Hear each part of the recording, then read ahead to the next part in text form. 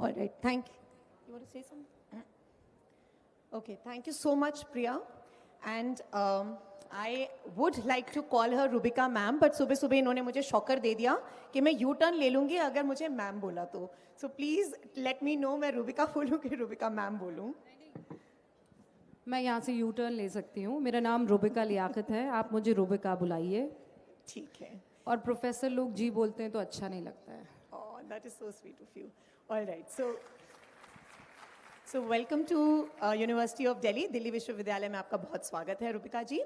तो बिल्कुल हम देरी ना करते हुए I'll start on with the question answers. And once again, like it was, I have already interviewed Anjana ma'am yesterday.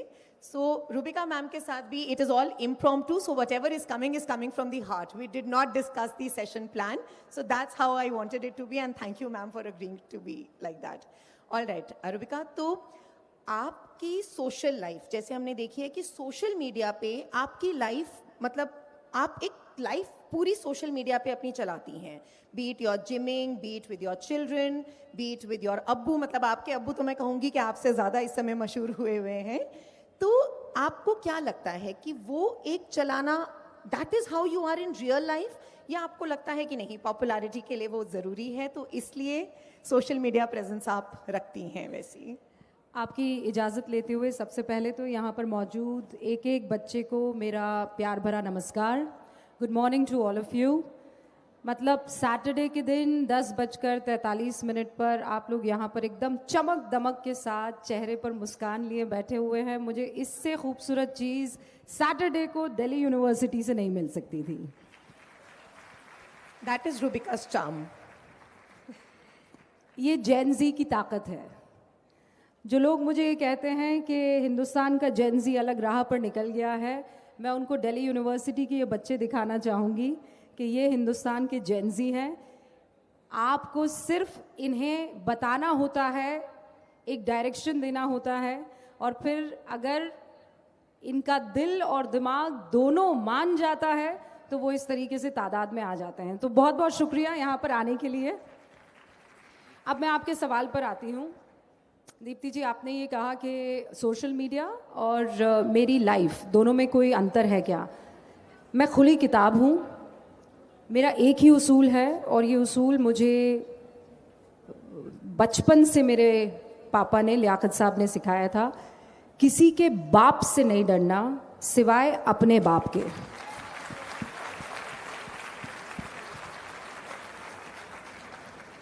तो मैं किसी का खौफ नहीं है, मुझे किसी का खौफ नहीं है. मैं अपने पापा को ज़िल्ले इलाही कहती हूँ. ज़िल्ले इलाही वो अकबर वाला ज़िल्ले इलाही नहीं. मतलब अगर खुदा की कोई परछाई इस जहां में है मेरे लिए तो वो मेरे माँ बाप हैं. तो खुदा की परछाई इस वक्त मेरे पिता इस दुनिया में है, माँ नहीं है, वो मुझ में है. तो मेरे खुदा की परछाई मेरे पापा हैं. तो मुझे सिर्फ उनसे खौफ है, मैं उनसे आंख मिला पाऊँ ऐसा काम करूँ. बाकी मुझे कोई परवाह नहीं है, किसी का खौफ नहीं है. ऐसा कोई काम ना कर जाऊं कि मेरे अब्बा को ये कहने में संकोच हो कि ये मेरी बेटी है. वो फख्र से कहे कि मैं रुबिका का बाप हूँ, मेरा नाम लियाकत है. Awesome. सो देयर इज, मेरी जिंदगी खुली किताब है, बस चैप्टर मेरा होगा. मतलब किताब खुली है, चैप्टर मैं चुनूंगी आप कौन सा पढ़ेंगे. तो मैं जो भी सोशल मीडिया पर आपको दिखता है वो सब इम्प्रॉम्प्टू है. जो भी आता है दिल में मैं वो करती हूँ, और जो मुझे लगता है कि सोसाइटी एट लार्ज को दिखना चाहिए वो मैं सोशल मीडिया के माध्यम से, मतलब आई हैव, ट्विटर पर मेरे 5 मिलियन फॉलोअर्स हैं. इंस्टा पे मैं बहुत एक्टिव नहीं थी, पर मुझे पता चला कि जेन ज़ी से कनेक्ट करने का सबसे अच्छा तरीका इंस्टा है. So I started to use Instagram often now. अब इंस्टाग्राम पर करने को तो बहुत कुछ है, लेकिन मैं फैमिली ओरिएंटेड चीज़ें ज़्यादा वहाँ डालती हूँ. इसलिए क्योंकि मेरा मजबूत अकीदा और विश्वास है कि अगर परिवार आपके साथ है तो कोई माई का लाल आपको हिला नहीं सकता है.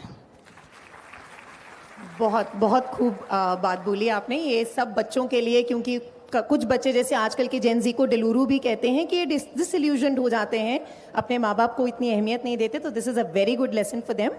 बट आपके जैसे आपने कहा कि खुली किताब है, तो ये as a mother to mother question आ रहा है, क्योंकि मैंने पर्सनली ये फील किया है कि सबसे ज़्यादा अहमियत आप अपनी सबसे छोटी बेटी लाइबा को देती हैं, सबसे ज़्यादा जिद, सबसे ज़्यादा, अगर तीनों बच्चों में अगर हम कहें कि सबसे ज़्यादा पोस्ट आपकी लाइबा के साथ है, तो क्या वो एक छोटे बच्चे होने का उसको ज़्यादा लाड प्यार मिलता है? अच्छा, पहले मैं आप लोगों से इजाज़त ले रही हूँ। Can I be unfiltered? Yes, which is what like absolutely unfiltered? Yes. तो अगर इसमें थोड़ी बहुत कंट्रोवर्सी होगी तो आप लोग संभाल लेंगे? हम संभाल लेंगे। पक्का? पक्का। वादा? हाँ, तो ठीक है फिर। तो छोटी वाली इसलिए सबसे ज़्यादा होती है क्योंकि वो बात मान जाती है। बड़े वाले नखरे दिखाते हैं। तो मैं भी माँ हूँ और मैं आपको एक बात बताती हूँ। आजकल बच्चों पर जिस तरीके से लोग ये बोलते हैं कि बच्चे आजकल के बिगड़ गए हैं, आजकल के बच्चों को समझ में नहीं आता है, ये बच्चों की गलती नहीं है। मुझे लगता है ये खालिस तौर पर माँ बाप की गलती है। वो इसलिए है क्योंकि मेरे माँ बाप ने, जैसे मैं कोई और किताब लेती ही नहीं हूँ, मैं कोई और ज्ञान नहीं लेती हूँ, मैं इंस्टाग्राम हो कि कोई किताब हो, मैं उनमें से किसी को ना पढ़ती हूँ और ना ही उनकी तरफ आकर्षित होती हूँ। मैं सिर्फ अपने माँ बाप की परवरिश पर आकर्षित होती हूँ। मेरे माँ बाप ने जैसे मुझे पाला पोसा है, मैं अपने बच्चों को वैसे पालती पोसती हूँ। तो वो एक छोटा सा मीम है, वो मुझ पर भी अप्लाई होता है। मेरे माँ बाप कैसे वाले माँ बाप है कि अगर मैं उनके पास जाऊँ और अगर मैं इनके एज की होती और मेरी माँ के पास या पापा के पास जाती और ये कहती मुझे बहुत एंजाइटी हो रही है, मैं डिप्रेशन में जा रही हूँ, तो मेरी माँ कहती एक लगेगी झापड़, कहीं जाने की जरूरत नहीं है, चुपचाप घर में बैठो। This is how my mother has brought me up. और मैं तो एक लड़की मुस्लिम फैमिली से आई हूँ, तो मेरी माँ जब मैं नौकरी के लिए तैयार हो रही थी और जब मैं अपना घर बार छोड़ के जा रही थी पढ़ाई लिखाई करने के लिए, एक तो सबसे पहली चीज उन्होंने मुझे खुद मुख्तार बनाया। यू नो व्हाट इज खुद मुख्तार? किसी को पता है? इंडिपेंडेंट। मैं बच्चों से पूछ रही हूँ, खुद मुख्तार पता है क्या है? Yes, independent. आप खुद पर डिपेंडेंट हैं। तो खुद मुख्तारी सबसे पहले कहाँ से शुरू होती? मैं अभी गाड़ी में कह रही थी दीप्ति कि मेरे घर में 3-4 स्टाफ है मदद के लिए बच्चों के, लेकिन अगर मेरा बच्चा किसी से ये कह दे, उन 3-4 स्टाफ में से किसी एक से कह दे कि मुझे प्यास लग रही है, पानी ला कर दे दो, तो उनकी वहीं पिटाई हो जाती है। खुद मुख्तारी ये है कि तुम किसी पर डिपेंडेंट ना रहो। खुद मुख्तारी ये है कि तुम्हें प्यास लगी है तो तुम किसी और पर नहीं डिपेंड करोगे, तुम खुद उठोगे और जाओ। ये छोटी सी चीज है, बहुत छोटी सी चीज है ये, लेकिन ये खुद मुख्तारी है कि अगर मेरा बच्चा बाहर कहीं किसी ने उसको बुली कर दिया, पार्क में किसी ने उसे डांट दिया, तो माँ उसका हाथ पकड़ के नहीं जाएगी कि अरे रूबिका लियाकत का बेटा है तुमने कैसे, नहीं, उसे खुद को उस लड़ाई से निपटना है, उसे खुद बुली होना होगा, उस बुली होने के उस पूरे प्रोसेस से उसे खुद बाहर निकलना होगा। मैं उसके बैकअप सपोर्ट की तरह खड़ी रहूंगी। बहुत बढ़िया रूबिका जी। अनफिल्टर्ड की क्योंकि बात हुई थी तो मैं अनफिल्टर्ड ही क्वेश्चन पूछ रही हूँ। क्या अगर जेनजी फॉलोइंग का ट्रेंड नहीं होता या मोनेटाइजेशन नहीं होती तो भी क्या रूबिका लियाकत इतनी ही सोशल मीडिया प्रेजेंस में होती जितनी अब है? मैं तो 2008-9 से, मेरे ख्याल से जब मैं जी न्यूज़ में हुआ करती थी, तब से मैं ट्विटर पर हूँ। मतलब मुझे इस बात का एहसास उसी वक्त करवा दिया गया था कि अगर आपको आने वाली जनरेशन से राब्ता कायम करना है तो देन टेक्नोलॉजी और डिजिटल माध्यम ही सबसे मुफीद होगा। मैं इन सब के घरों में पहुंच पा रही हूँ बिकॉज एक तो है 40 पार की ऑडियंस जो कि आज भी टीवी को पसंद करती है, और एक है ये ऑडियंस जो सब कुछ अपने मोबाइल फोन पर देखती है।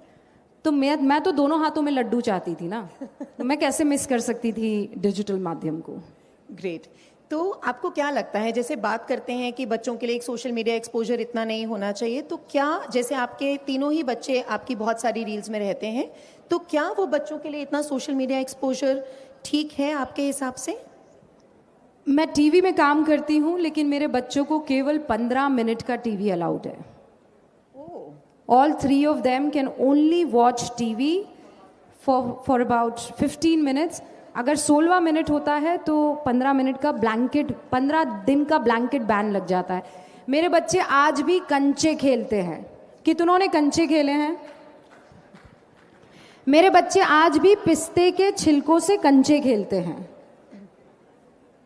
मेरे तीनों बच्चों को पतंग उड़ाना आती है. मेरे बच्चे आज भी प्लेन बनाना जानते हैं. और ये कौन से आपकी उम्र के बच्चे नहीं हैं. सबसे बड़ी वाली 10 साल की है, अब 11 की हो जाएगी. एक 9 साल के हैं और एक 5 साल के हैं. और मेरी सबसे छोटी वाली गाना गाती है, अच्छा जी मैं हारी चलो मान जाओ ना, जब मैं रूठ जाती हूँ तो.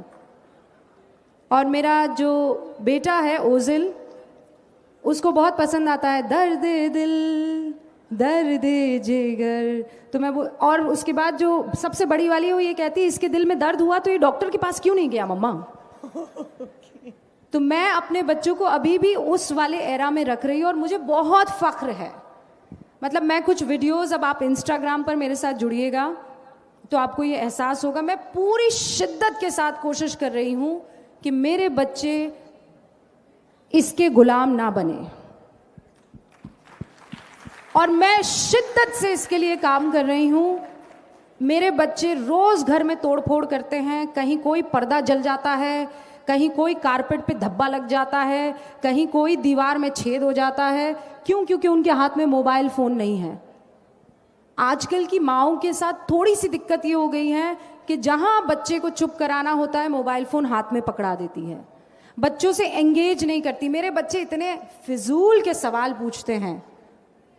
दर्द दिल तो वो डॉक्टर के पास क्यों नहीं गया. लेकिन आई engage with them, I talk with them. मैं बैठ के घंटों उनसे बात कर सकती हूँ. हमारे पास पेशेंस नहीं है. सब कहते हैं कि बच्चे मोबाइल में रहते हैं. मैं सच बता रही हूँ, मैं इन बच्चों के साथ हूँ.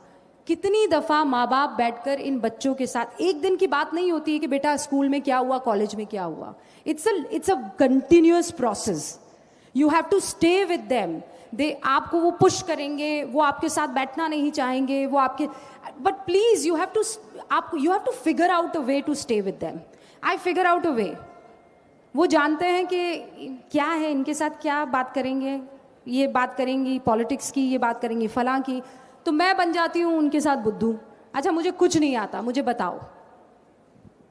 सो जो रुबिका लियाकत दुनिया से सवाल पूछती है वो वहाँ बैठकर मुझसे सवाल पूछते हैं. And I think the onus is on us. मैं फिर कह रही हूँ, ये ना जेन जी की गलती है, ना जेन अल्फा की गलती है, ये हमारी गलती है. और अगर इसको सुधारना है तो वो हम सुधारेंगे. तो बहुत आसान है इनकी तरफ उंगली करके कह देना सारा दिन फ़ोन में पड़े रहते हैं. लेकिन वो फ़ोन में पड़े ना रहे उसके लिए आपने क्या किया है.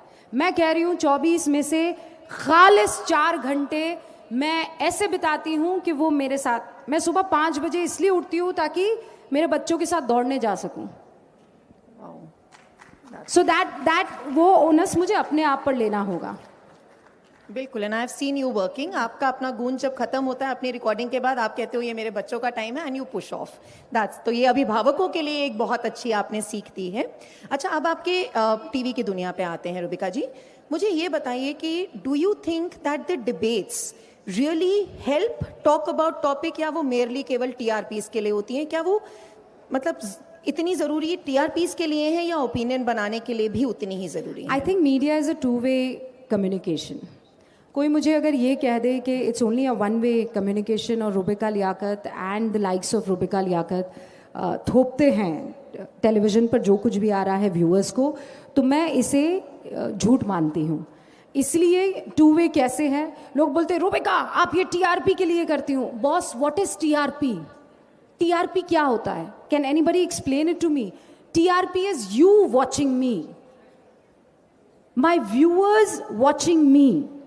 तो अगर कोई प्रोग्राम, वो आप ये कह दें कि आप ये क्यों दिखाते हैं, लेकिन मेरी जनता डिबेट, ये हिंदुस्तान बहुत इमोटिव नेशन है.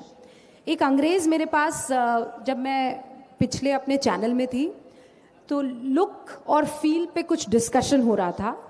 तो एक अंग्रेज़ बाहर से, एक पूरी टीम आई थी, कि चैनल का लुक किस तरीके का होना चाहिए। तो उन्होंने मुझे बुलाया और उन्होंने कहा कि Rubika what do you think channel का लुक कैसा होना चाहिए। तो मैंने कहा मोर और लेस जैसा अभी है, थोड़ा ज़्यादा क्लटर्ड है, कम क्लटर। बोले नहीं, हम चाहते हैं एकदम क्लीन स्क्रीन हो। तो मैंने उनसे कहा कि उनका नाम टॉम था, तो मैंने उनसे कहा कि टॉम, हिंदुस्तान और हिंदुस्तानी जिस तरीके की स्क्रीन देखता है टेलीविज़न पर और जिस तरीके के कार्यक्रम और प्रोग्राम्स देखता है, उसका अंग्रेज़ों से कोई वास्ता नहीं है। तो उसने कहा व्हाट डू यू मीन अंग्रेज़ों से वास्ता नहीं है, we are all same, aren't we humans. I said of course we are all humans, लेकिन I will give you one छोटा सा एग्जाम्पल और मैं चाहती हूँ आप सब भी अटेंटिवली उस एग्जाम्पल को सुने। मैंने कहा टॉम आपकी शादी हो गई है? तो उन्होंने कहा यस आई एम मैरिड। तो मैंने कहा अच्छा, and if I see your wife, if I happen to meet your wife, how would I recognize that she is married to you? तो उसके मुंह पर एक स्मर्क था और उसने मुझे कहा कि you'll see the ring and you'll know she's married to me. तो मैंने कहा आपको पता है हिंदुस्तान में how do you know that she is married to a person or whatever, she is married or not? बोले how do you know?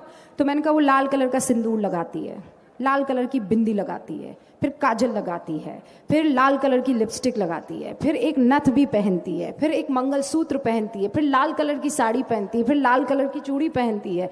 तो उसने कहा stop Rubika stop. I said yes, आपकी स्क्रीन प्लेन और सिंपल रह सकती है, आपको अगर कोई चीज़ ना पसंद होती है तो आप अपने दो कंधे उचकाते हैं। I am talking about their culture. दो कंधे उचकाते हैं, स्मर्क करते हैं और बोलते हैं आई do not agree with you. पर हिंदुस्तान में जब आपको कहना होता है आई do not agree with you, तो उसके 10 तरीके होते हैं। आंख भी दिखा सकते हैं, उंगली दिखाकर भी कह सकते हैं, कई बार तो गाली गलौज देकर कह सकते हैं, और कई बार आप सारी चीज़ें एक साथ बोलते हैं कि मैं तेरी बात से अग्री नहीं करता हूं, because we are an emotive country and I think I am proud of it. तो जब ये कहते हैं कि डिबेट में क्या मिल जाता है, और डिबेट जो है वो ऐसे नहीं हो सकती है कि सब एक दूसरे को अचानक जो है, देखिए मैं अति पर विश्वास नहीं करती हूँ, लेकिन मैं ओरिजिनलिटी पर विश्वास करती हूँ। मुझे बताइए घर में जब दो लोग आपस में बहस कर रहे होते हैं तो कौन मोहब्बत में सभ्यता से बोलते हैं नहीं मैं आपकी बात से अग्री नहीं करती हूँ, आप जो कह रहे हैं मैं तो बिल्कुल पसंद नहीं करती हूँ इस बात को, आप गलत बोल रहे हैं, ऐसा कोई नहीं बोलता है। आई एम सॉरी, मैं फिर कह रही हूँ मैं बहुत ऑर्गेनिक लड़की हूँ। जब मुझे कोई चीज़ नापसंद आती है तो मैं हल्का सा गुस्सा करती हूँ, और आप ये बोलें कि रोबोट बन जाओ तो सॉरी रूबिका लियाकत, रोबोट नहीं बनेगी चाहे कुछ भी हो जाए। अगर 8 साल की बच्ची का रेप हो रहा है और मेरी आंखों में आंसू आ रहे, एक मीम चलता है रूबिका लियाकत की आंख में से आंसू बह रहे हैं और वो रो रही है, बोले ये कैसी एंकर है, ये स्क्रीन पर भै भै करके रोने लगी थी। 8 साल की बच्ची बैंगलोर में, नहीं 8 साल की नहीं थी वो, 21 साल की बच्ची थी, बैंगलोर में उसकी स्कूटी ख़राब हो गई थी, तो उसने 4 लड़कों से मदद मांगी, 11 बजे का वक्त था, और उसके बाद उन लड़कों का एनकाउंटर भी हो गया था। उस बच्ची ने मदद मांगी और उन 4 लड़कों ने उसकी स्कूटी को साइड में रखा और उसके साथ रेप कर दिया।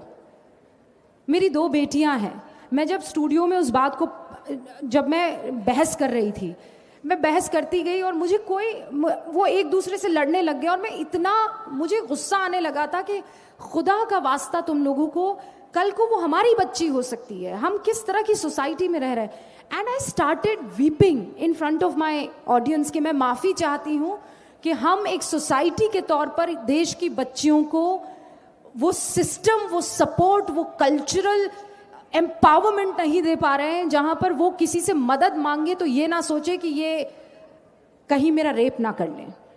सो I cried. Now you can't tell me कि Rubika you were being extra emotive या तुम ड्रामा कर रही थी। मैं कोई भी काम स्क्रीन पर ड्रामे के लिए नहीं करती हूँ।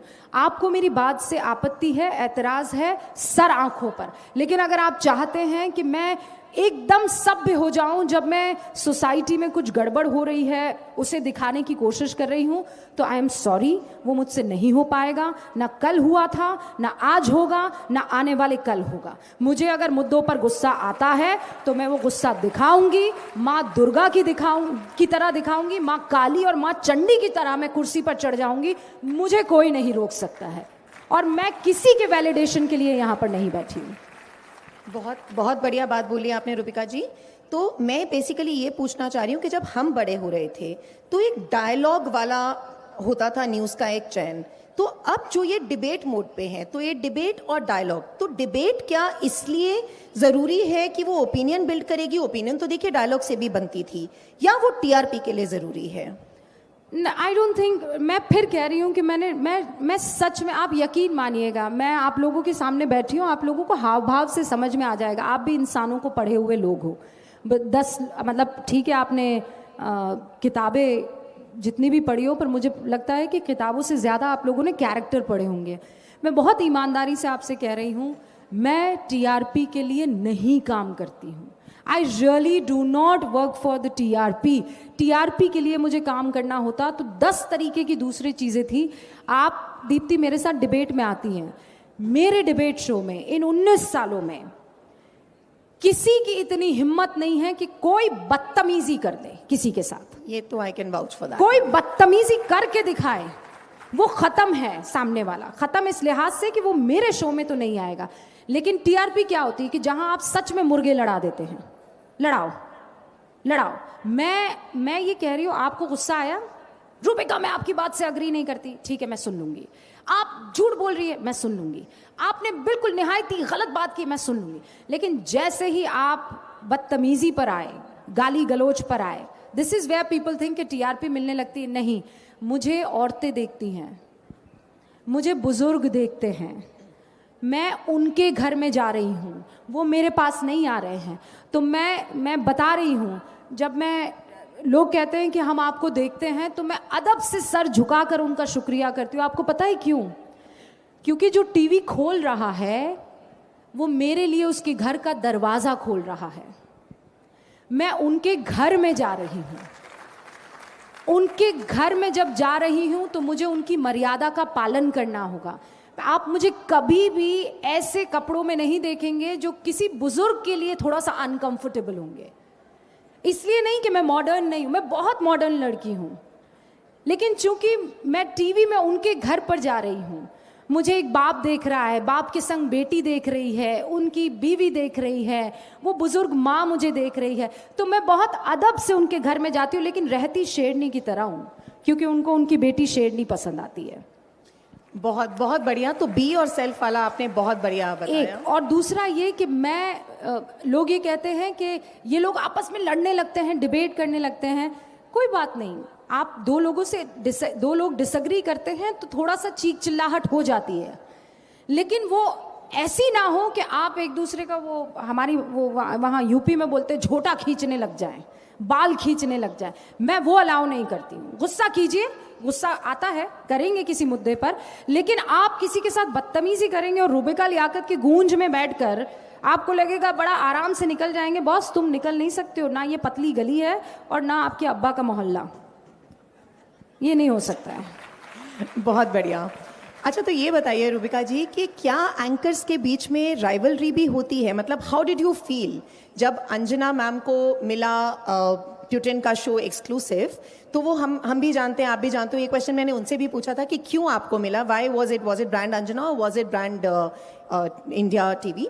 तो मैं ये पूछ रही हूँ कि कैसा महसूस होता है जब आप भी ट्राई कर रहे हो और आपके हाथ से वो चीज़ छिन जाती है और किसी और को मिलती है? अच्छा, पहले तो मैंने ट्राई किया नहीं। अच्छा, ठीक है। और दूसरा, अक्सर ये कहते हैं कि ओ फीमेल एंकर्स पक्का एक दूसरे को देखती भी नहीं होंगी, फूटी आंख नहीं सुहाती होंगी, एक दूसरे से बड़ा ये लोग जलन करती होंगी। अंजना मेरी सीनियर हैं। न्यूज़ 24 में जब वो एंकरिंग करती थी तो मैं बहुत तन्मयता से उनको देखती थी। मेरे पापा क्रिकेटर हैं, उन्होंने कहा है हमेशा हमेशा सीनियर के आगे चाहे तुम कितनी बुलंदी पर पहुंच जाओ, झुककर 90 डिग्री का सलाम करना। इस इंडस्ट्री में चाहे वो अंजना हो, चाहे वो श्वेता हो, चाहे वो सईद अंसारी हो, चाहे वो मानक गुप्ता हो, चाहे वो तमाम मेरे सीनियर्स हों, रूबिका लियाकत अदब से उनको सलाम करती है, क्योंकि जब वो टीवी खोला करती थी तो ये सारे स्टॉलवर्ड्स वहाँ पर नमस्कार बोल रहे होते थे और मेरे सपने को पंख दे रहे होते थे। तो कोई मुझे ये कह दे कि राइवलरी होती है, आप लोगों को ट्विटर पे जाना चाहिए। जब पुतिन का इंटरव्यू अंजना और उनकी काउंटर पार्ट और आज तक लेकर आया था, तो मुझे नज़र आ रहा था भारत की एक महिला मजबूत एंकर दुनिया के एक ताकतवर शख्स का इंटरव्यू लेकर आ रही है। और वो मैंने ट्वीट किया था कि जब एक मजबूत औरत किसी कमरे में दाखिल हो रही होती है तो उसे दुनिया सलाम करती है, और चाहे वो किसी मजहब की हो, किसी चैनल की हो, किसी राज्य की हो, मैं तो कहती हूं किसी कंट्री की हो, अगर औरत को ताकत मिल रही है तो मैं उस ताकत में जय का नारा लगाने वाली सबसे आगे रहूंगी। तो कोई मुझे, और सबके अपने अपने संघर्ष होते हैं, अपनी लकीर लंबी करो, दूसरों की लकीर छोटी करके क्या फायदा। बहुत बहुत बढ़िया रूबिका जी। ये क्वेश्चन मैंने अंजना मैम से भी पूछा था, लेकिन आपसे भी दोहराऊंगी क्योंकि ये हमारी राष्ट्रीय सुरक्षा का मुद्दा है। सेल्फ सेंसरशिप के बारे में वर्सेस टीआरपी, तो खैर आपने कहा कि आप इतना ध्यान नहीं देते हो। जैसे धुरंधर मूवी में भी दिखाया गया कि जब 26/11 हो रहा था अनफॉर्चुनेटली, तो टेररिस्ट को अंदर बैठे मीडिया से सारी खबर मिल रही थी। तो आपको क्या लगता है कि कहीं पर मीडिया को एक लाइन ड्रॉ करनी चाहिए कि नहीं, मुझसे पहले राष्ट्र प्रथम है, जैसे हमारा ध्येय वाक्य भी राष्ट्र प्रथम है, कि नहीं मुझे नहीं फर्क पड़ता अगर मेरे कॉम्पिटिटर्स भी दिखा रहे हैं, उनकी टीआरपी बढ़ती है, लेकिन I will take a stand कि मैं ये अपने राष्ट्र सुरक्षा को कॉम्प्रोमाइज नहीं करूंगी। नहीं, इसमें तो कोई इफ एंड बट होना ही नहीं चाहिए। और चूंकि मैं मीडिया फ्रेटर्निटी को रिप्रेजेंट यहाँ पर कर रही हूँ, देखिए एक बात क्लियर मैं आपको बता देना चाहती हूँ, अगर आप यहाँ ऐसे, मैंने बहुत से एडिटर्स देखे हैं, एक्स एडिटर्स, बहुत से ऐसे जर्नलिस्ट देखे हैं, वो जैसे ही इंडस्ट्री से दूर हुए उसे गाली देना शुरू कर चुके। ठीक है, मतलब ये एक आम हो गया है कि आपने इंडस्ट्री को छोड़ दिया है तो चलिए हम गाली देते हैं। इंडस्ट्री मेरे लिए माँ की कोख की तरह है, प्लीज़ अंडरस्टैंड। अगर उस कोख से मैं बाहर निकल भी जाऊंगी तो कोई माँ को ऐसे गाली नहीं देता है। इस इंडस्ट्री ने मुझे बहुत कुछ दिया है और मीडिया में बहुत सारे चेंजेस की गुंजाइश है। मैं ये नहीं कहूँगी, मैं यहाँ बैठ कर डिफेंड नहीं करूँगी, चूँकि मैं ईमानदारी से आपके साथ डिस्कस कर रही हूँ। हमें भी बहुत सारी चीज़ें बदलने की ज़रूरत है, अब वक्त आ गया है। मैं ये बात बहुत अच्छे से और बहुत ईमानदारी से आप लोगों के सामने कह रही हूँ। आपको हमसे बहुत सी शिकायतें हैं, बहुत से ऐसे इश्यूज़ हैं जिन पर हमें भी अब बहुत तन्मयता से काम करना होगा, and we will have to work for it, and we are all ready, we are also looking forward to it, कि अब वक्त और हालात जिस तरीके की डिमांड कर रहे हैं, क्या हमें वो करना चाहिए। लेकिन जो लोग बैठकर ये कह देते हैं कि अब मीडिया में कुछ भी नहीं रहा है, इसकी क्रेडिबिलिटी जो है वो ख़त्म हो गई है, मैं 2007 से मीडिया का हिस्सा हूँ।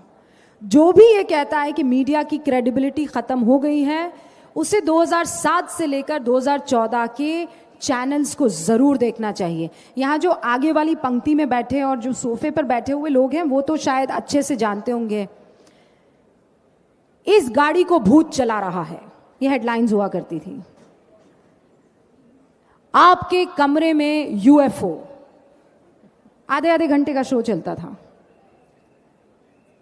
वो नच बलिए, कोई एक डांस वाला शो आता था, 2 घंटे की तो मैंने उसकी एंकरिंग की है। फिर वो तंत्र मंत्र विद्या, बड़ी भूतिया सी कोई जगह होती थी और 1 घंटे की वो सीरीज होती थी, ये न्यूज़ चैनल पर चलता था। कोई मुझे ये ना कहे कि तब वो खबरें हुआ करती थी। आज पॉलिटिकली हम लोग बहुत ज़्यादा एक्टिव हो गए हैं, मतलब इवन द ऑडियंस, जो कंजम्पशन है वो पॉलिटिक्स का, आइडियोलॉजीज का ज़्यादा है। आप 24/7 चैनल्स को ये करते हुए देख रहे हैं, politics, debate, issues. And again I am saying it's a two way communication. Long format documentaries एक ज़माने में कभी दूरदर्शन पर बना करती थी. आई थिंक अब वो वक्त आ गया है जब हमें टीवी पर भी इसकी शुरुआत करनी चाहिए. And I hope I am going to be the first one to start it soon. You know, long documentaries जहाँ हम असल मुद्दों पर लंबे लंबे डिटेल्ड जो हैं सीरीज और फीचर्स बना सकें. जहाँ तक बात राष्ट्रहित की है, देखिए ना आपकी कोई हैसियत है ना मेरी कोई हैसियत है. अगर ये देश नहीं तो कुछ भी नहीं, कुछ भी नहीं. मतलब मीडिया छोड़ दीजिए, इंडस्ट्री छोड़ दीजिए, पॉलिटिक्स छोड़ दीजिए, सब कुछ छोड़ दीजिए. अगर ये ज़मीन नहीं, इसकी हिफाजत करने में अगर आपको किसी तरह की कोई कुर्बानी देनी पड़े तो टीआरपी तो 100 बार के लिए कुर्बान. बहुत बढ़िया, बहुत बढ़िया. इसी से एक और सवाल मेरे जहन में आ रहा है कि हम देखिए, भारत जैसे देश में हमें राष्ट्र प्रथम का एक नारा देना पड़ रहा है कि लोगों को समझाने के लिए. मैं क्योंकि इकोनॉमिक्स की प्रोफेसर हूँ तो बार बार हम बात भी करते हैं, चाइना वर्सेस इंडिया की बात करते हैं. चाइना वो डबल डिजिट ग्रोथ ले पाया, डेमोक्रेसी, ऑटोक्रेसी, इन सब के मुद्दों पे बात होती है. क्योंकि यहाँ सेल्फ सेंसरशिप की बात हो रही थी, तो आपसे मैं ये जानना चाहूँगी कि ये राष्ट्र प्रथम का नारा क्या देना चाहिए, या एक मतलब I hope you are understanding कि क्या डेमोक्रेसी और फ्रीडम ऑफ प्रेस ऐसी बात करते हैं, क्या ये कहीं पे कटेल होनी चाहिए अगर हम वाकई ही राष्ट्र प्रथम की तरफ आगे बढ़ना चाह रहे हैं? कहीं ना कहीं हमको कुछ सैक्रिफाइस देने पड़ेंगे आगे के लिए. चाइना ने क्या किया, अमेरिका ने क्या किया, जापान ने क्या सैक्रिफाइसेस किए, ये हम सब जानते हैं. तो do you think democracy here is overrated if I am saying it in an unfiltered manner? The problem with us is that हम लोग अपने हक के लिए तो सबके सब आगे आ जाते हैं. This is my right, this is my choice, this is my this is my that. What about your जिम्मेदारी? आपको हक तो चाहिए, लेकिन आपकी रिस्पॉन्सिबिलिटी, आई थिंक वो हक जिस उंगली से आप मांग रहे होते हैं वो 3 उंगली रिस्पॉन्सिबिलिटी की होती है. इस देश का कुछ नहीं हो सकता है. आप गाड़ी चलाते हुए ट्रैफिक में जब ये बोलते हैं तब आप ओवरटेक कर रहे होते हैं, लेन ब्रेक कर रहे होते हैं, रेड लाइट को आप जंप कर रहे होते हैं, बगैर हेलमेट के बाइक चला रहे होते हैं, फोन पर बात कर रहे होते हैं. इस देश का कुछ नहीं हो सकता. उसमें आपने क्या कर दिया है? आपने कौन सा बलिदान दिया है? क्या किया है आपने? मुझे ये बताइए. कितनी गंदगी है यहां पर. ये बोलते हुए आप चॉकलेट का रैपर नीचे फेंक रहे होते हैं. आप में इतनी एनर्जी नहीं होती है कि 100 मीटर दूर वहां पे जो कचरे का डब्बा पड़ा हुआ है उसे खोज लें. आप में इतनी कुव्वत नहीं है कि आप उस रैपर को अपने ही बैग में डाल दें. आपको अपनी जिम्मेदारी नहीं निभानी है, लेकिन आपको फ्रीडम ऑफ स्पीच चाहिए, आपको डेमोक्रेसी के सारे राइट चाहिए, आपको तमाम तरीके की सारी सहूलत चाहिए. अरे वो सहूलत लेने के लिए रोटी जब आप खाते हैं ना तो वो तवे पर पहले सिकती है. वो रोटी जब तैयार होती है ना तो 10 बार वो तवे पर 3 बार तो पलटी जाती है. 10 बार नहीं भैया, गलत, फिर कहोगे रोटी बनाना नहीं आता रूबिका को. 3 बार वो पलटती है. तो वो पलटने के प्रोसेस को तो आपको खा जाना है. आपको डायरेक्ट रोटी घी लगी चाहिए. अरे कैसे चाहिए? उसको पहले बेलना पड़ेगा, उसको आटे को गूंथो तो सही, वो आपको अपने हाथों से करना पड़ेगा. तो क्या रूबिका दिल्ली विश्वविद्यालय के मंच से ये कह रही हैं कि हाँ, कहीं ना कहीं डेमोक्रेसी ओवररेटेड हो रही है और उसकी वजह से शायद हम उस विकसित होने की दिशा पे इतने जल्दी अग्रसर नहीं हो पा रहे जिस स्पीड से होना चाहिए? डायरेक्ट क्वेश्चन है. You have to strike a balance. मैं फिर कह रही हूं, ये जो हमारी स्थिति है ना, हमको दे दो, हमको दे दो, हम क्या चाहे आज़ादी, बोल के लब आज़ाद है. थोड़ा देश को इस वाली स्थिति में भी रखो ना. कुछ दोगे भी या हमेशा लेते ही रहोगे? बहुत खूब, बहुत खूब रूबिका जी. सो व्हेन यू से डेमोक्रेसी, तो मैं ये कहती हूँ हद में. डेमोक्रेसी हद में. दिल्ली विश्वविद्यालय के मंच से रूबिका ने ये बात बोली है और ये हम सबको समझनी होगी. जी, एक और सवाल. आप अपने मुस्लिम होने का जिक्र अभी भी कर रही थी और हम ये सब जानते हैं. क्या मैं यहाँ पे फिर से पूछूंगी कि sorry if I am crossing the line, but क्योंकि हमने कहा हम अनफिल्टर्ड इस कन्वर्सेशन को करेंगे. Why would you cross a line? A question can never be crossing a line. Thank you for giving me that liberty. जी, you can ask me any question. मैं फिर कह रही हूँ ना, मुझे किसी के बाप से डर नहीं लगता। बहुत बढ़िया रूबिका जी। तो मैं ये पूछना चाह रही हूँ कि क्या ये पोलराइजेशन मीडिया को फाइनेंशियली हेल्प करता है? क्योंकि देखिए, मैं कोई बहुत बड़ी पॉपुलर वो नहीं हूँ, लेकिन मेरी एक रील जहाँ मैंने केवल एक इत्तेफाक से बोल दिया था हिंदू मुस्लिम के कल्चर डिफरेंसेस के ऊपर, 10 मिलियन उस रील पे व्यूज आ गए। एंड आई वाज शॉक्ड कि भैया इसमें तो मैंने कोई, मतलब मैं बोलूँ तो तुक की बात भी नहीं करी, कोई फैक्ट नहीं, कोई डेटा नहीं। तो do you think this polarization is helping Indian media and it is therefore promoting it? Direct question again. Polarization मतलब, मैं ना इस सवाल को बहुत गंभीरता से लेना चाहती हूँ। मैं बहुत हल्के में इसे छोड़ना नहीं चाहती हूँ। हम लोग ऐसे सवालों को जो कि अनकंफर्टेबल होते हैं, जो कि कारपेट के नीचे डाल दिए जाने चाहिए ताकि दोस्ती ना टूटे, ताकि किसी तरह का कोई वैमनस्य ना आए, ताकि किसी तरह की कोई अनकंफर्टेबल सिचुएशन ना आए, मैं ऐसे सवालों को पूछने से कतराती नहीं हूँ। और जो चीज़ मैं आपको कह रही हूँ कि मैं टीवी बंद होने के बाद भी करती हूँ, तो वो जब टीवी शुरू होता है, तब टीवी ऑन होता है, तब भी मैं वही करती हूँ। I do not know why do you call it polarization. I am saying कि आप ये कहते हैं कि सामने वाला अनकंफर्टेबल नहीं होना चाहिए, at your cost, at your cost. वही पूछना चाह रही हूँ। मतलब ये कैसे हो सकता है? फ्रीडम जो है वो तो जितनी आपकी है उतनी मेरी है। तो ये कैसे हो सकता है कि आप कोई और कौम या कोई और धर्म थोड़ा अनकंफर्टेबल ना हो जाए, इसीलिए हम पूरी तरह से अनकंफर्टेबल होने के लिए तैयार है? ये नहीं हो सकता है।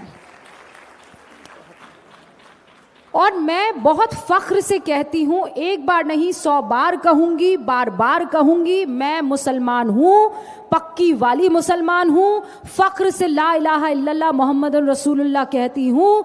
मुझे कोई माइका लाल ये कहने से रोक नहीं सकता। मैं रोज़े रखती हूँ, मैं नमाज पढ़ती हूँ, मैं अपने बच्चों को मौलवी साहब से कुरान की तालीम दिलवा रही हूँ, लेकिन इस देश की परंपरा के कॉस्ट पर नहीं, नहीं, नहीं। बहुत मेरे बच्चे होली भी मनाएंगे, मेरे बच्चे दिवाली भी मनाएंगे, मेरे बच्चे हालेलुया भी गाएंगे, मेरे बच्चे सौ निहाल सत श्री अकाल भी बोलेंगे, और उनके ईमान को कोई चोट नहीं आएगी। ये एक माँ का वादा है। ये समझना बहुत ज़रूरी है। और मैं अपने बैठे यहाँ सभी बच्चों को बोलूँगी, जैसे आप अपने बच्चों को जो तालीम देती हैं, जो आप उनसे पूछिए आपका धर्म क्या है। मेरे तीनों बच्चों से पूछिए आपका धर्म क्या है, क्या जवाब मिलेगा? बच्चे तो यहाँ नहीं है, तो उनको लगेगा ये क्या वाहियात सवाल है, कैसे कोई इतना प्राइवेट सवाल पूछ सकता है।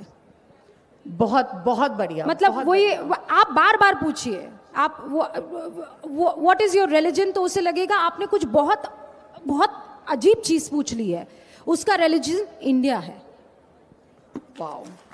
तुम्हारा धर्म क्या है? मेरा धर्म भारत है, बाकी सब बाद में। बहुत बढ़िया रूबिका जी। तो मैं यहाँ बैठे अपने बच्चों को ये बात, आप अगर उनको क्या शिक्षा देंगी? क्योंकि मैं एक हिंदू परिवार में पली बड़ी हूँ और मैं हिंदू बच्चों को जानती हूँ। माथे पे टीका लगा के बाहर जाने से उनको लगता है हमें कोई गवार कहेगा। ये बोल के जाना कि मैं ऑफिस से थोड़ी देर जाना चाहती हूँ या जाना चाहता हूँ क्योंकि मुझे ज़रा मंदिर के दर्शन करके आने हैं, या आज मेरा उपवास है, लोग उचकते हैं। मैंने देखा है कि बड़े चुपके अपना टिफिन खोलते हैं कि इसमें आलू की सब्जी है या वो है जो नमक के बिना है, जो मैं घर से बना के लाई हूँ क्योंकि मेरा उपवास है। तो ये क्यों? एक जैसे एक मुस्लिम, आपने बोला कि मुझे फक्र है, मुझे भी हिंदू होने का उतना ही फक्र है। तो ये हमारे हिंदू बच्चे माथे पे तिलक लगा के जाते हुए आज जो उचकते हैं, उनके लिए आप एक क्या यहाँ से लेसन और मैसेज देना चाहोगे? इतराने के लिए थोड़ी आपको मतलब कोई रोक सकता है। मुझे तो भारतीय परंपरा पर इतराना बड़ा अच्छा लगता है। ये लाल वाली बिंदी जब तक नहीं लगाती हूँ मुझे मज़ा नहीं आता है। मुझे किसी ने, कोई बहुत बड़े वो हैं इंडस्ट्रियलिस्ट है, तो उन्होंने मुझसे कहा कि you are a Muslim no? तो मैंने कहा yes I am a Muslim, a practicing Muslim. फिर आप बिंदी क्यों लगाती हैं? तो मैंने कहा क्यों, बिंदी लगाने से मेरा अल्लाह नाराज़ हो जाएगा क्या? मतलब बिंदी लगाने से मेरा माथा चमकता है, मुझे अच्छा लगता है, और ये मेरी हिंदुस्तानी पहचान है। तो बिंदी लगाने से अगर ये आपको लगता है कि मेरे धर्म को चोट पहुंच जाएगी, मैं तो अपनी संस्कृति पर इतराती हूँ, और अगर इस इतराने को, और आप ये बात दीप्ति, मैं तो मानने को तैयार नहीं हूँ। अभी देखना जोरदार ये भजन क्लबिंग कहाँ हो रही है, होनोलुलु में थोड़ी हो रही है, तो अब इसी हिंदुस्तान में हो रही है ना। बिल्कुल, अब शुरू करना पड़ा ये कल्चर। कव्वाली नाइट्स होती थी, सूफी नाइट्स तो कौन कर रहा है बताइए, कौन कर रहा है? हम कर रहे हैं ना। तो आज का हमारा बच्चा बड़े फक्र के साथ, और मैं ये जेनजी के बीच में बैठकर आप चाह रही हैं कि मैं इनको ताने सुनाऊं? कतई नहीं सुनाऊंगी, मैं आपके साथ हूँ। हाँ, मैं आपकी तरफ से बैटिंग कर रही हूँ। द किड्स टुडे, मैंने कल वंदे मातरम का एक शो किया। उसमें यह था कि वंदे मातरम की ये सरकार ने सारे स्टैंजाज अब अनिवार्य कर लिए हैं, so you have to now stand, और उसको वो पढ़ना होगा, गाना होगा। तो वहाँ सारे जेनजी बैठे हुए थे, सारे बच्चे कॉलेजेस के बच्चे बैठे हुए थे। तो उसमें मैंने उनसे, वो वहाँ पर एक लेफ्ट के लीडर थे, तो उन्होंने कहा कि नहीं पढ़ेंगे वंदे मातरम, इसमें आप जानती नहीं है धर्म को आहत होता है, और वो खुद नास्तिक हैं जब वो ये ज्ञान दे रहे थे सारे। तो मैंने उनसे कहा कि चलिए एक लाइव टेस्ट कर लेते हैं। तो मैं पीछे पलटी जेनजी की तरफ और मैंने कहा आपको वंदे मातरम से कुछ प्रॉब्लम है? तो वो फौरन वंदे मातरम गाने लग गए। जेनजी, ये भारत की जेनजी है भैया। आप ये सोच रहे हो कि आपको हाथ पकड़ के इनको लाना पड़ेगा? नहीं नहीं, अब ये आपका हाथ पकड़ के आपको लेकर जाएंगे। आप इनके देश को हाथ तो लगाइए। ये नेपाल का जेनजी नहीं है, ये बांग्लादेश का जेनजी नहीं है, ये भारत का जेनजी है। बहुत बहुत बढ़िया रूबिका। तो इसी से एक और डायरेक्ट सवाल आता है, तो जब हम सब भारतीय हैं और ये भारत है और हम सब राष्ट्र प्रथम की बात करते हैं, तो शरीयत लॉ की ज़रूरत क्यों हम यूसीसी को नहीं लाना चाह रहे हैं? क्यों इस पे सियासत होती है? क्या शरीयत लॉ की अहमियत है? हमें ये मुद्दों में ट्रिपल तलाक मतलब पार्ट्स में क्यों हटाना पड़ रहा है? यूसीसी क्यों नहीं आ सकता? यूसीसी को आना बहुत ज़रूरी है। दिस इज अ स्टेटमेंट जो मैं कहूंगी कि दिल्ली विश्वविद्यालय के मन से है। बिल्कुल, वो यूसीसी आना इसलिए ज़रूरी है क्योंकि इस देश में सब बराबर है। जितनी दीप्ति तनेजा को आज़ादी है, उतनी ही रुबिका लियाकत को आज़ादी होनी चाहिए। दीप्ति तनेजा के ऊपर अगर रुबिका लियाकत को आज़ादी मिल रही है तो ये डेमोक्रेसी नहीं हो सकती है। तो ये देश की ताकत के लिए एक बहुत अच्छा मुजाहिरा और एक बहुत अच्छा उदाहरण हम पेश नहीं कर रहे हैं। और ये दीप्ति को तय नहीं करना है, ये मेरे अपने लोगों को तय करना है, जो आलिम वहाँ पर बैठे हुए हैं उनको तय करना है कि शरिया से संविधान नहीं चल सकता है, देश नहीं चल सकता है। बहुत बढ़िया, नहीं चल सकता है। ये देश संविधान से चलेगा और संविधान में सबको बराबरी का हक है। जो हक मेरे हैं वो हक आपके होंगे, और अगर उसमें कोई मजहब की आड़ लेकर एक्स्ट्रा हक चाहता है तो वो आपके साथ अन्याय कर रहा है। और सिर्फ आपके साथ नहीं, वो हम भी अपने बच्चों के साथ अन्याय कर रहे हैं। क्योंकि फिर जब आपके बच्चे हमारे बच्चों को एक उस भाव से देखेंगे कि क्या तुम यहाँ के लाडले हो और हम नहीं हैं, इस वतन की रोटी के अगर टुकड़े होते हैं तो वो सब में बराबर बंटने चाहिए, किसी को एक्स्ट्रा सहूलत नहीं मिलनी चाहिए। ये वतन की बेहतरी के लिए और वतन की एकता के लिए ठीक नहीं है।